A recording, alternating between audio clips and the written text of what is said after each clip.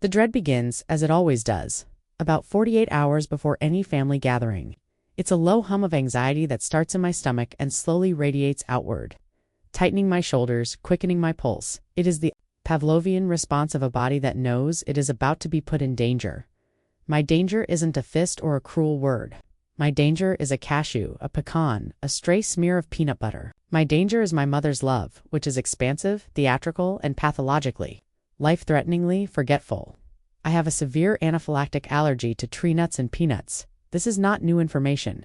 I have had it since I was 4 years old. I have the medical bracelets, the collection of EpiPen holsters, the stack of emergency room discharge papers thick enough to stop a door. My allergy is a well-documented, long-standing, and incredibly tedious fact of my life. To my mother, Joanne, my allergy is more of a conceptual inconvenience, an abstract idea that she supports in theory but struggles with. In practice, a plot point in the story of her life that she finds tiresome. This time, it was my father's 60th birthday party, a big one.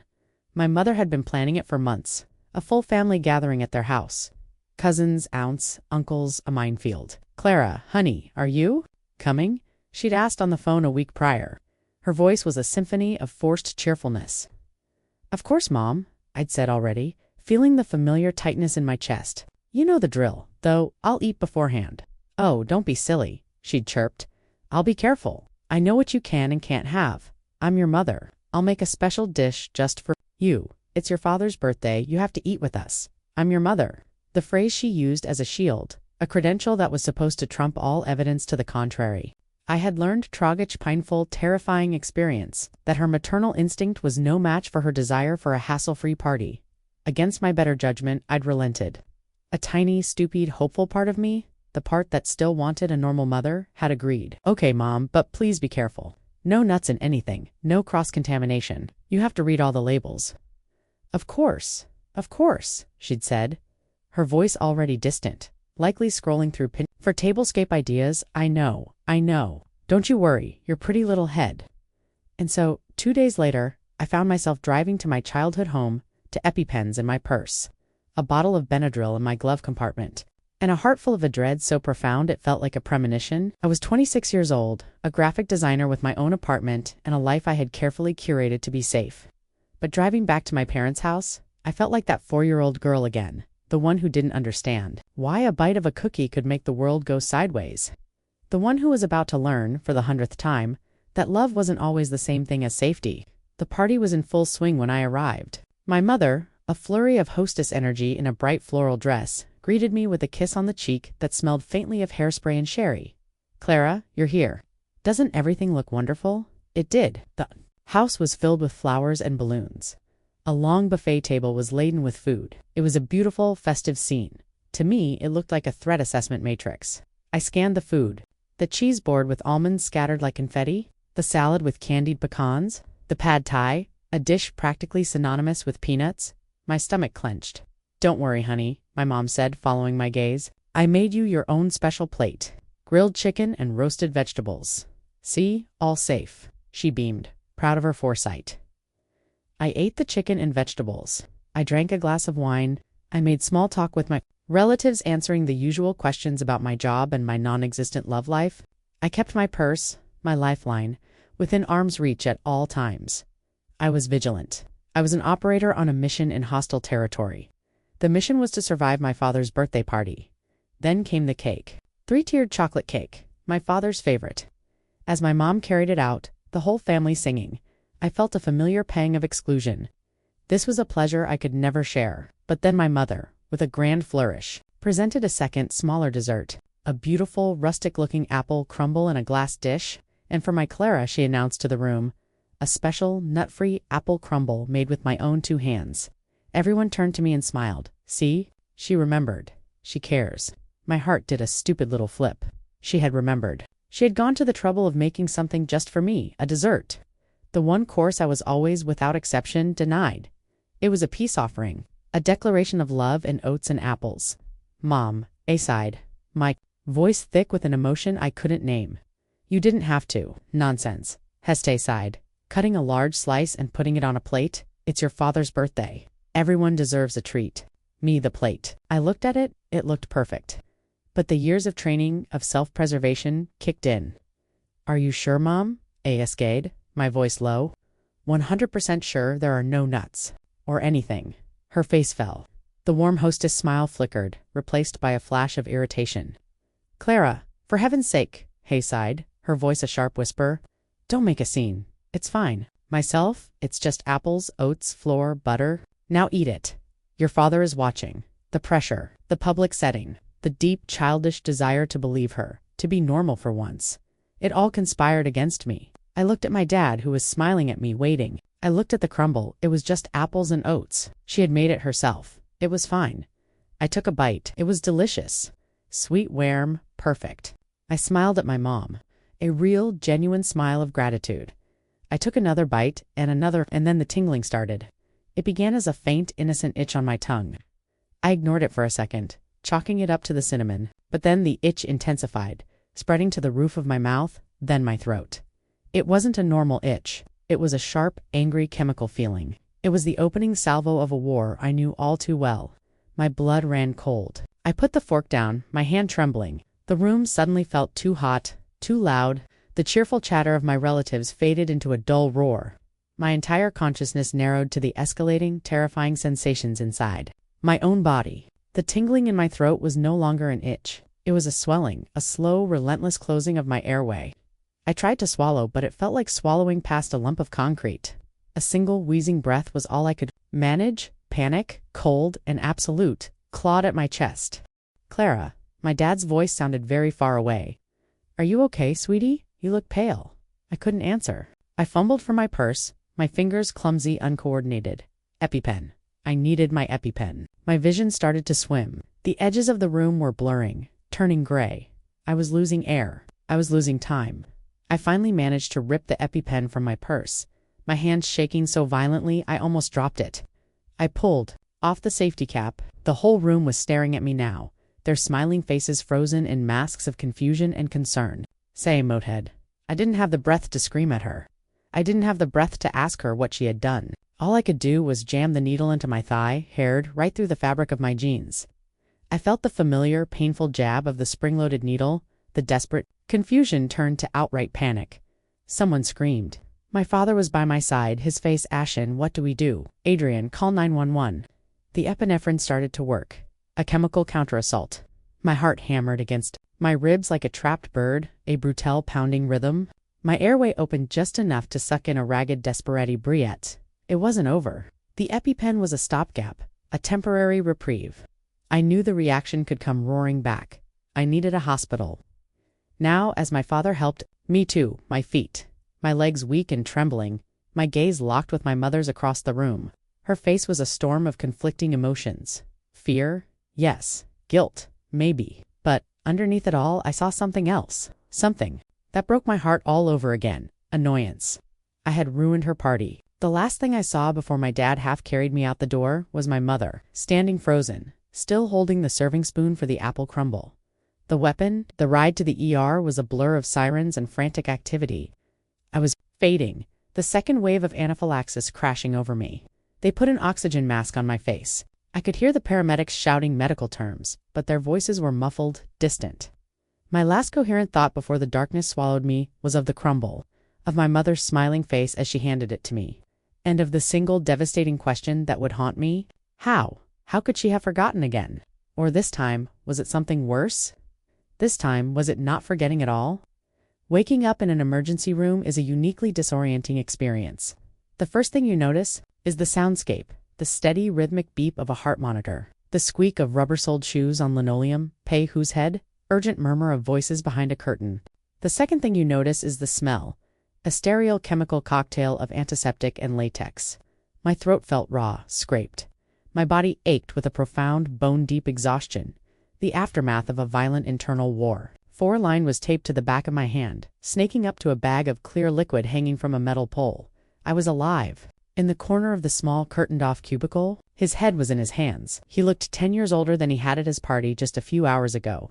He looked up when he heard me stir, his eyes red-rimmed and full of a weary, helpless sorrow. Clara, he whispered, rushing to my bedside. You're awake, the doctor said.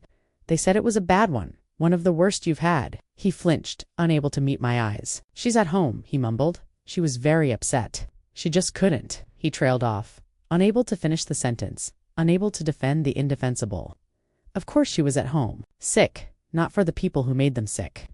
She couldn't handle the consequences. She couldn't bear to sit here under the fluorescent lights of the ER and face what she had done. The doctor came in, a kind-faced woman with tired eyes. She explained what had happened. Severe anaphylactic shock. My blood pressure had plummeted. My airway had almost completely closed. The first EpiPen had slowed it down. The paramedics had given me another one in the ambulance. In the hospital, they had pumped me full of steroids and antihistamines to stop the reaction. You're very lucky, Say sighed, her expression serious. A few more minutes. It could have been a different outcome. Do you know what caused it? My father and I spoke at the same time. We don't know, Hay sighed, a desperate protective lie. Yes, A sighed, my voice clear and cold. An apple crumble. The doctor looked at me, then at my father. She understood. She had seen this story before. The family member who forgets. The holiday meal that ends in the ER. We'll need to keep you overnight for observation, she said gently, just to make sure there isn't a secondary reaction.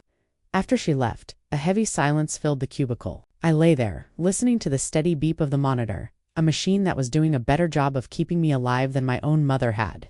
And in that cold, sterile beeping silence, something inside me shifted. A tectonic plate of emotion grinding and groaning for years, finally fractured. The part of me that made excuses for her, she's just forgetful. She doesn't mean it. She's just stressed, crumbled into dust. This was negligence. This was a pattern of behavior so profound, so dangerous that it could no longer be excused or ignored. She had handed me a plate of poison with a smile on her face. She had told me it was safe. She had prioritized the aesthetics of her party over the actual, literal survival of her child. A new feeling, cold and hard and clear, rose up through the grief and the pain. It was resolve. I was done. Done making excuses. Done eating before parties. Done carrying the entire burden of my own safety. Done pretending that this was normal or acceptable or anything less than a profound betrayal. She wanted to forget. Fine. I was going to give her something to remember. I was going to make the consequences of her actions so clear, so tangible, that she would never be able to forget them again. Her accountable, not with anger, not with tears, with something she would understand far better, a bill. They discharged me late the next afternoon. My father drove me home, the silence in the car thick with unspoken words. He hovered at the door of my apartment, wanting to help, wanting to fix something that was irrevocably broken. Do you need anything, Clara? Hay asked, his voice pleading. I need to rest, aside, which was true. But what I really needed was to be alone. Soon as the door closed behind him, I leaned against it and cried. Not for the fear, not for the pain. I cried for the death of a fantasy. The fantasy that my mother loved me enough to keep me safe. It was a grief as profound as any other. I spent the next day in a haze of exhaustion and paperwork. The hospital's patient portal had already been updated. I clicked on the billing section, my heart pounding. The numbers swam before my eyes. The ambulance ride, $10,472.16. The price of a bite of apple crumble. But that wasn't the point. This wasn't about my finances. This was about the cost. The real tangibly dollar and cents cost of her negligence. I looked at the itemized bill, at the cold clinical list of services that had been required to save my life. Epinephrine for steroids, cardiac monitoring, respiratory support. I took out my credit card. My hand was perfectly steady. I paid the entire bill. The full $10,472.16. The charge went through instantly. Then, I opened a new document on my computer. I began to write a letter. I did not fill it with accusations or anger. I did not mention the years of similar mistakes. I was as cold and clinical as the hospital bill itself. Dear Mom, I wrote. The total cost was $10,472.16. I am forwarding the bill to you for full reimbursement. The dessert, according to the hospitals, allergy testing / contained finely ground pecans in the crumble topping. Pecans, something she'd probably bought in a pre-made bag from a fancy grocery store and hadn't bothered to read the ingredients list for. I finished the letter. Please send a check for the full amount to my address above within 30 days. I have already paid the hospital to ensure it does not affect my credit. I consider this matter a simple reimbursement for damages incurred. I folded them neatly, put them in a crisp business envelope, and addressed it to my mother. Walking to the post office felt like a strange out-of-body experience. The sun was shining, people were laughing, walking their dogs, living their normal, uncomplicated lives. And I was on my way to formally declare war on my own mother. I dropped the envelope into the blue mailbox. The thud it made as it landed was quiet, anticlimactic. Dynamic I had endured for 26 years was about to be blown to pieces, and I was the one holding the match. The phone call came 2 days after the letter would have arrived. I was at my desk working on a design layout when my mother's name flashed on the screen. I let it ring 3 times, took a deep, steadying breath, and answered. I put the call on speakerphone. For a moment, there was only silence. Then, her voice tight with a fury, so profound it was almost quiet. I received your letter. In my voice, I was a business associate discussing a transaction. Is this a joke, Clara? She hissed. I am your mother. You don't send your mother a bill. What is wrong with you? Have you no heart? No decency. That the question of decency arose when you served me a dessert you knew could kill me. It was an accident, she screamed, her voice cracking. A mistake, I forgot. How dare you? Ungrateful for what? For the trip to the ER? For the fact that I was alive only because of modern medicine and my own vigilance? This has nothing to do with gratitude, Mom, I said. It has to do with accountability. You have been making this same mistake for my entire life. This time, there is a tangible consequence. A number. You can't gaslight a number. Will not be extorted by my own child. You can take your bill and your accusations and you can go to hell. My simple one-word reply seemed to stun her more than any argument would have. Okay, Say repeated, baffled. That's all you have to say, yes? I said. You've given me your answer. You're refusing to take responsibility. That's all I needed to know. What are you going to do? Say demanded, a note of fear creeping into her voice. Sue me. Drag your own mother into court and tell the world what a horrible daughter you are. I don't have to do anything, Mom, aside. And for the first time, a sliver of the profound sadness I felt leaked into my voice. You've already done it all. You've shown me what my life is worth to you. I paused. $10,472.16. End call button. I sat in the silence of my apartment, the echo of her rage still hanging in the air. The tears I had been holding back finally came. I wasn't crying because she was angry. I was crying because she had proven me right. I was crying because my own mother valued her pride more than my life. The bill had never really been about the money. It had been a test, a final, desperate test, and she had failed. The fallout within the family was swift and brutal. My mother, a master of narrative, immediately began spinning her version of the story. In her telling, she was the victim. She was the loving, doting mother who, after making a tiny, understandable mistake during a stressful event, I heard about the kerfuffle. Sighed, her voice dry. Your mother has been calling everyone telling Tem Wahet, a terribly greedy daughter you are. I figured, I sighed. She also told me you sent her a bill for $10,000 after she accidentally sent you to the hospital. That's the short version. Yes, A sighed, bracing for a lecture. Instead, Hesse sighed, good for you. I was so shocked I couldn't speak. It's about time someone stood up to her, Carol continued, a grim satisfaction in her voice. I love my sister, but she has been pulling this kind of stunt for 50 years. Anything that inconveniences her, anything that isn't about her, becomes a problem to be ignored or belittled. When we were kids, I was terrified of spiders. She used to hide them in my bed to help me get over it. Your allergy is just a bigger, more dangerous spider too. Her, hearing her words, hearing this validation from someone within my mother's own generation, felt like a balm on a raw wound. She's not just forgetful. I asked softly. Clara, honey, Carol said, and her voice softened with a genuine sympathy that made my eyes well up. Your mother has never forgotten a single thing in her life that she deemed important. Not as important as her being right. She paused, then said something that chilled me to the bone. Do you remember the cake from the party, the chocolate one, for Dad? Yes. Joanne was on the phone with me a few days before the party, bragging about it. She said she'd found the most wonderful recipe online. An old-fashioned chocolate cake that used, and I quote, ground pecans instead of some of the flour for a richer, moister crumb. I stopped breathing. Pecans in the cake. Not the crumble, the cake. She knew, we sparred, my mind reeling. She knew there were nuts in the house. She knew they were in the ingredients she was using for baking. It wasn't just that she'd bought a pre-made crumble topping and hadn't read the label. It was that she had knowingly brought the very substance that could kill me into her kitchen, used it in one dessert, and then had the gall to assure me that another dessert, made in that same contaminated kitchen, was perfectly safe. The carelessness was more profound than I had ever imagined. It was a level of reckless disregard that bordered on malice. I'm so sorry, Clara, Aunt Carol said softly. I should have said something sooner. I never thought she'd be so stupid as to actually let you eat something. After I hung up the phone, I sat in silence for a long time. The last vestiges of doubt, the last tiny embers of hope that this was all just a big misunderstanding were gone. This wasn't about gaslighting anymore. This wasn't just about resentment. This was about a fundamental, shocking, and terrifying lack of care. This was about survival. I realized I had to see her one last time. I had to look her in the eye and ask her, not for the money, but for an answer. I needed to know if she understood, truly understood, what she had done. I sent a single text message to my father. I am coming over on Sunday at noon. I need to speak with you and Mom. Together, it's the last time I'm going to ask. The atmosphere in my parents' living room on Sunday was thick with the tension of a ceasefire negotiation. My mother was on the sofa, her arms crossed, her face set in a mask of defiant victimhood. She wouldn't look at me. I hadn't come alone. I had asked Aunt Carol to join the call via video on my tablet. I needed a witness. I needed someone who couldn't be accused of being overly sensitive. I set the tablet on the coffee table and Carol's.com steady face appeared on the screen. My mother shot a venomous look at the tablet, bringing in reinforcements. Clara, how lovely.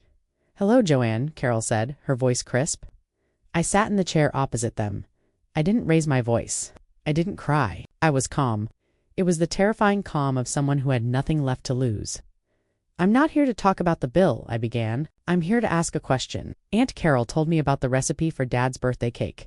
She told me it contained ground pecans. My mother flinched, a barely perceptible tightening of her jaw. She knew where this was going. So you knew. I continued, my voice level. You knew there were pecans in your kitchen that day? You knew you were baking with them, and yet you still served me a dessert from that same kitchen, from that same batch of baking supplies, and you promised me it was safe. My question is this. Did you forget about the pecans when you were making the crumble, or did you just not care about the risk? It was a direct challenge, an inescapable choice between incompetence and indifference. She stared at me, her eyes blazing with a furious cornered animal hatred. This was it. The moment of truth. She could have broken down, she could have confessed, she could have apologized. She did none of those things. A complete and utter witch hunt. So I had pecans in the house. It's not a crime. I made a separate dessert for you. I was thoughtful. I was inclusive. And this is the thanks I get. You have always been this way, Clara, a fragile, attention-seeking little girl. You use this allergy as a weapon, a way to make sure you are always the center of everyone's concern. Well, I am done with it. I am done. Walking on eggshells in my own home, terrified of a crumb. If you want to live your life in a plastic bubble, fine. But don't you dare blame me for your problems. And there it was, the truth. The ugly, rage, unvarnished truth of her heart. It wasn't forgetfulness. It wasn't resentment. It was blame. She blamed me for my own allergy. She saw my medical condition as a personality flaw, a choice I was making to inconvenience her. A profound, almost serene calm washed over me. The years of confusion, of self-doubt, of wondering if I was the crazy one, all evaporated. In the heat of her rage, I had my answer. I stood up, I picked up my tablet. Thank you, Mom, aside, my voice soft. That's all I needed to hear. Where are you going? I looked at him. It's Heesweck, ineffectual man who had stood by and watched her endanger me my entire life. I'm going home, I said, to my safe plastic bubble. I turned to my mother, the woman who had given me life and had spent the subsequent 26 years treating it as an afterthought. For the record, A-side, my voice clear and final. I am not the one who is sick. I walked out of the house. I didn't look back. I could hear her screaming my name, a torrent of furious, incoherent rage. But I just kept walking. I got in my car. Aunt Carol was still on the video call. Her face was pale. Oh, honey, she whispered. I am so sorry. Don't be, aside. And I was surprised to find that I was smiling. A real, genuine, if heartbroken smile. She just gave me the greatest gift she has ever given me. What's that? Carol asked. Permission, aside, starting the car and pulling away from the curb. Away from the house, away from the danger. Permission. To finally let go, letting go. Turns out is not a single event, it's a process. It's the daily, conscious decision not to engage. It's archiving your mother's number instead of blocking it. It's sending a polite, generic birthday card to your father instead of calling. It's building a new life where the old one used to be. I never received a check for the $10,000. I never expected to. Served its purpose. It had forced a confession of a sort. It had drawn a line in the sand so deep and so clear that no one could ever claim not to see it. I focused on my therapy. I focused on my work. I focused on building a life that was safe, not just from nuts, but from emotional poison. I learned to distinguish between a genuine mistake and a pattern of abuse. I learned that I was not responsible for my mother's feelings or her choices. I learned that family is not an unconditional suicide pact. I started hosting my own gatherings, small dinner parties in my apartment. The first time I did, I spent an hour meticulously reading every label. But then my friends arrived, and one of them, knowing my history, brought a dessert she had made. She handed me a little card with every single ingredient written on it. "Just so you don't have to worry," she'd said, with a smile. This was what care looked like. Simple, undramatic, real. A few months later, on a quiet Tuesday evening, a package arrived at my door. There was no return address. Inside, Repedienti Sui Pepper, was a checkbook and a single, folded piece of paper. It was a bank statement for a new checking account. Deposit was for $10,472.16. The note was from him. It was just 3 sentences long. "I sold the boat. I am so sorry, Clara. I should have protected you." The boat, his prized possession. The one thing that was entirely his. I sat on my sofa, holding the checkbook, and I cried. Not tears of anger or sadness, but tears of a quiet, complex, and heartbreaking gratitude. It wasn't an apology from her. I knew I would never get that, but it was an acknowledgement from him. A painful, costly, and deeply meaningful admission of his own failure. It wasn't everything, but it was something. I never cashed a check from that account, but I kept the checkbook in my desk drawer. A reminder. A reminder of the cost, a reminder of the truth, and a reminder that sometimes the people who are supposed to protect you fail. And that's when you have to learn to become your own protector. You have to learn to check the ingredients, to carry your own medicine, to send the bill for the damages. You have to learn to be your own safe harbor. And in the end, that is the only safety that truly matters. The bill was not a request for accountability. It was an act of extortion. My trip to the ER was not a life-threatening event. It was a dramatic overreaction. My father, S. Uswell, was caught in the middle, a man trying to build a bridge between 2 warring countries. He called me a few days after my confrontation with my mother, Clara Hay sighed, his voice heavy with exhaustion. "Your mother is beside herself." "I'm sure she is," I replied, my voice flat. "Couldn't you just let it go?" Hay pleaded. "For the sake of the family, for me. It was my birthday, for God's sake. This is tearing us all apart." "This isn't tearing us apart, Dad," I corrected him gently. "This is just revealing the cracks that were already there." "Did Mom tell you she served me pecans?" There was a pause. "She said she didn't know they were in there," he said weakly. "And does she feel any remorse for not knowing?" I pressed. "Is she sorry that her lack of care almost killed me? Or is she just sorry that I'm holding her responsible for it?" He didn't have an answer. We both knew the truth. "I'm not letting it go." Aside, my voice firm. "This isn't about the money anymore. It's about the fact that she believes she has the right to be careless with my life, and I am telling her, and you, and the whole world, that she does not." My older brother, Mark, also called Mark, who had always been my mother's favorite, her ally. He was less diplomatic than my father. "What the hell is your problem, Clara?" he'd started. No preamble. "You're embarrassing the entire family. Mom is a wreck. All because you have to be the center of attention with your stupid allergies." Stupid allergies. The phrase he'd been using since we were kids. The time he'd thrown a peanut at me in the schoolyard to see what would happen. The time I'd ended up in the nurse's office, gasping for air.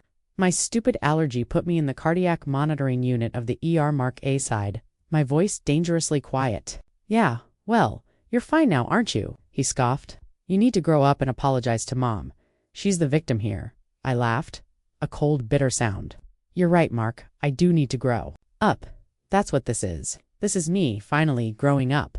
This is me realizing that the woman you all call Mom is a danger to my health and well-being. So you can pass a message on to her for me.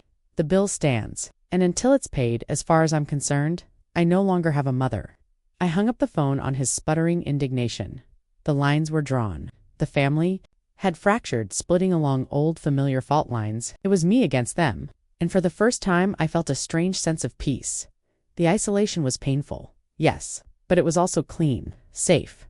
I was no longer fighting for a place at a table where the food was poisoned. I was finally building my own table, and the first item on the agenda was figuring out how to heal from a lifetime of wounds they had refused to see.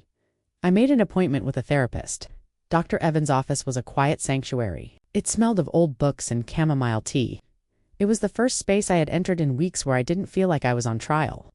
She was a woman in her 60s with kind, intelligent eyes that seemed to see right through the carefully constructed walls I had built around myself. "So," she said after I had finished laying out the whole sordid story of the party, The betrayal, the phone calls.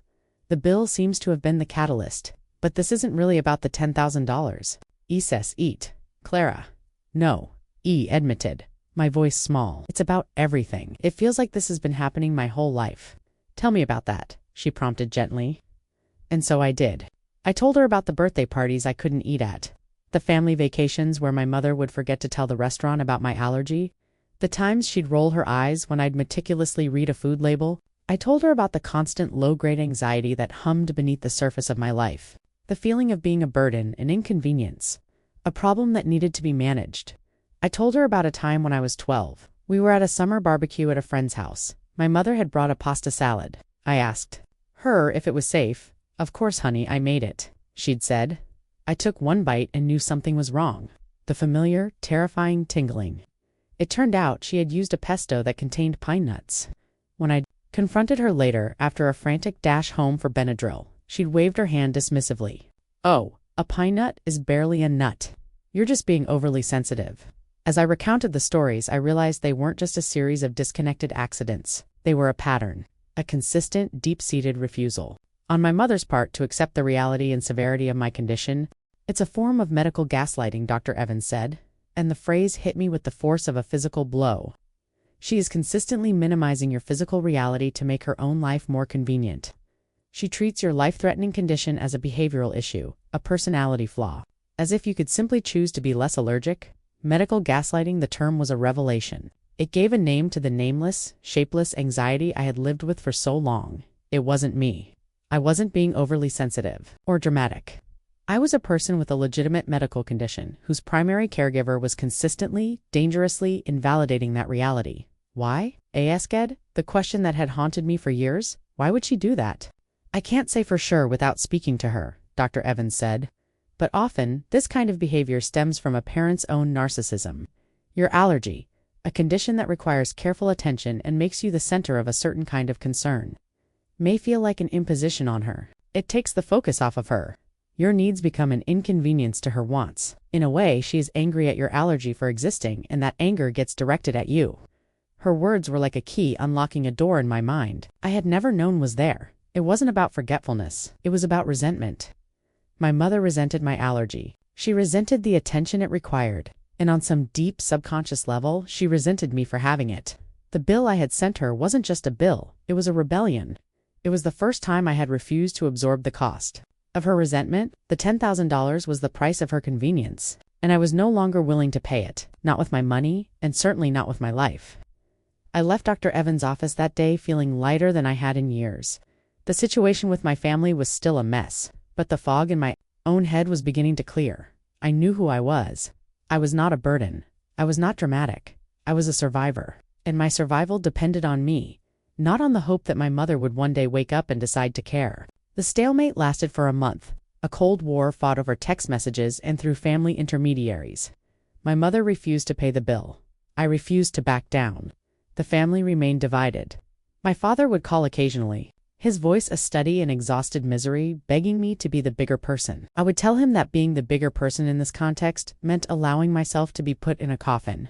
The conversations never went well.